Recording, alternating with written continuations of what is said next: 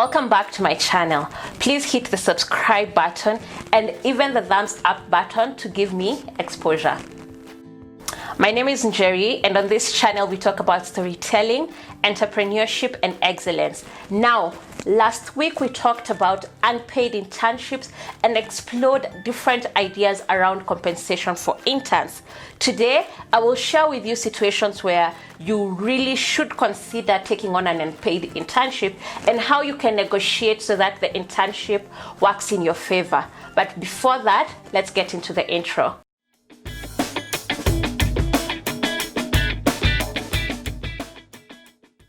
There are different situations where taking on an unpaid internship might actually work in your favor. So we will look at those situations and how you can actually take advantage of them.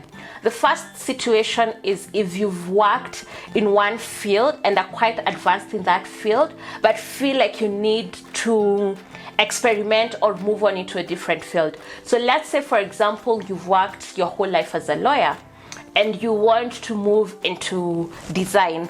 Taking on an unpaid internship in design will give you sort of the hands-on experience you might need to determine if the switch is really worth it. And at this point, you probably can afford it. So it's more of an opportunity to serve your bigger passion than it is you helping out the person that you will be working under. Secondly is if you identify a company that might be really beneficial to your career growth, but they don't accept interns or they don't have an opportunity for a paid internship. So for example, if you work as an editor and you really like a particular style or believe a certain company has technology that you might not have access to and they're not accepting interns or they just don't have an opportunity. In that case, because you have a very specific goal that you want to achieve or a very specific learning objective that can only be achieved with that company, taking on an unpaid internship will work in your favor. And lastly, you should consider taking on an unpaid internship if it's the only opportunity you have to keep yourself updated on the industry that you're interested in before you access an opportunity or as you wait for a paid opportunity. Now, this is very specific to the context in which you're interning under, and you should only do it if it serves you and you can clearly tell that in the long term it will be beneficial to your overall career progression. So if you do choose to take on an unpaid internship, you should negotiate it in your favor. At this point, the company that you're interning for is not really doing you a favor. You're both benefiting from this relationship.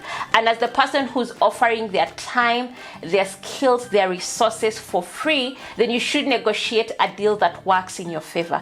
When negotiating such a deal, there are some factors that you might need to consider that will work in your favor. The first thing you need to ask for is a flexible working condition. By a flexible working condition, I mean, one, you should be able to work from home. Two, there is no need for you to come to the office every other day because of the costs associated with that. And lastly, you should be able to step out of work to go for interviews or to go to other opportunities that might be paid. Secondly, if you're going to intern for free, you should avoid taking on roles that are essential to the running of the business. You should not take on any role that is instrumental to the day-to-day operations of the business. If this happens, then the line between you benefiting from the internship and the organization exploiting your time and resources becomes very blurred. So in this case, you should only seek out opportunities that are sort of supporting the organization, but not very essential to the core business of the organization that you're interning for. Thirdly, you should negotiate for a situation where the organization that you're interning for gives you access to their resources for your learning and for your self-development. So for example, A while ago, that resource would have been something as simple as an internet. Today, it could be something such as, if you're interning for a media company, having access to their editing software, having access to their equipment for you to experiment and better your skills. Another thing you can negotiate for when taking on an unpaid internship is the ability to contribute or even have the freedom to start your own project within the organization that is most likely in service to the organization. So for example, if a company deals in the manufacture of cups, you can say, I can see that you're currently selling your cups to supermarkets. Can I go and look to see if hotels might be interested in buying your cups?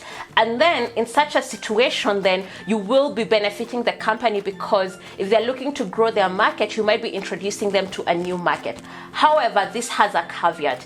If you do negotiate such a working opportunity where your actions might result in a direct monetary value or even a direct access to a new opportunity, you should negotiate it in a way that if me approaching hotels translates to sales, then I should get a commission like any other salesperson in this organization would get, or I will get an opportunity to participate in the marketing team and actually get compensated for it. Now, this is very tricky because people will promise you this by word of mouth, but they will not fulfill their promises when it's time to do this. So if you do choose to negotiate such a deal, make sure that it is written down on paper and it's very clear how that will work. And now when the opportunity comes, you can negotiate based on an already existing agreement to create better terms for yourself if the new initiative you start is successful. Lastly, make sure that every time you take on an unpaid internship, you enter into an open contract. An open contract means that if you do get another opportunity elsewhere, you can easily move on from that organization without any attachments. Now, normally in employment, you need to give 1 month, 2 month notice or that sort of thing, which then means that you have to wrap up your affairs and you can't jump onto opportunities as quickly as that. With an unpaid internship, make sure that the contract doesn't make it hard for you to leave the company, so that if you do get an offer elsewhere, you can easily transition without breaking the law or burning any existing bridges. In this situation, you should also have an open contract that allows you to attend interviews elsewhere without you feeling like you have to hide that or even be secretive about it. You need to make sure that your employer and the company that you are interning for free know that you are actively seeking paid opportunities, and you will prioritize the possibility of an interview that will lead to a paid opportunity before anything that you're currently doing. And with that, then you're getting more out of the internship and you're just not giving your time and resources to the company for free without having any stake in the process. With that being said, unpaid internships are not the devil that they are created or marketed to be. They can offer a lot of opportunity for you to actually grow, maybe even build your networks or even access companies that you might have a harder time accessing if you are looking for an actually paid opportunity. Again, it all depends on what you need, what you can afford, and what you can sustain. So good luck seeking out an internship, good luck seeking out employment opportunities. If you're really struggling with work opportunities right now, I had shared earlier a video on online work opportunities you might be able to access, so please check that out. Let me know what you think about this, what's your stand on internships, and how you will be negotiating now and in the future. Until next time, bye bye.